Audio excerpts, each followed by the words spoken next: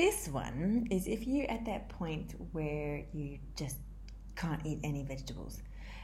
So even though we want lots of plant foods in our diet, it's totally fine to take your time getting there.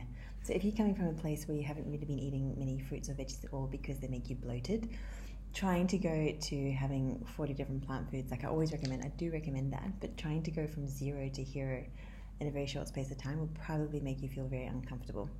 So you want to make sure that your digestive system is working strong enough to be able to break down the foods that you want to eat. So that would be looking for if there is SIBO, so making sure that you clear out the SIBO, because otherwise it's just like a breeding ground all the time.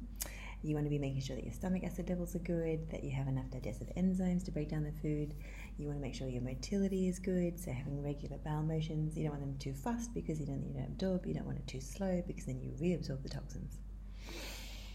So I love the biphasic diet by Dr. Raj Kirby. It's so good. So it's like a combination of the FODMAP diet, the SCD diet, the SIBO specific diet, and all the foods in these food lists are really anti-inflammatory, so that will help to soothe an irritated digestive tract.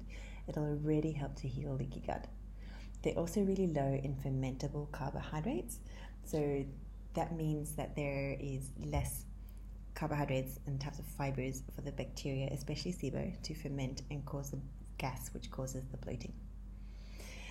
So if you don't know what to eat and you feel like everything just makes you feel really unwell, you could look into this one. You can even just Google biphasicdiet.pdf and then you'll find the list that Narada put out there. So she's got them all for free, it's all there. And then you'll see the blue column and the green column. I recommend starting in the blue column, and then say your symptoms are like an 8 out of 10, like your bloating is an 8 out of 10, it's really uncomfortable. Stay in the blue column until you get to your symptoms at least in half. For some people that could be 2 days, for some people that's 2 weeks, for some people that's 2 months. And I love food journals, so you can use the food journal as a way to kind of reflect back on, are you progressing or are you decreasing? And go from there. Love it. Super, super, super good.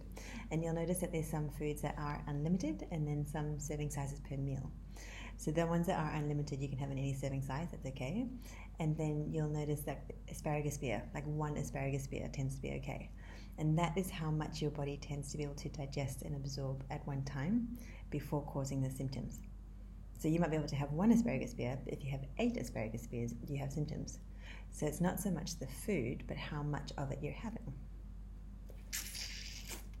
So it's so good, and it is a restrictive diet, and just remember that it's a treatment diet, it's not a long-term lifestyle diet, but in this restriction there's freedom because you find out what works for your body and it becomes like you're back in control rather than food controlling you. So good. You're amazing.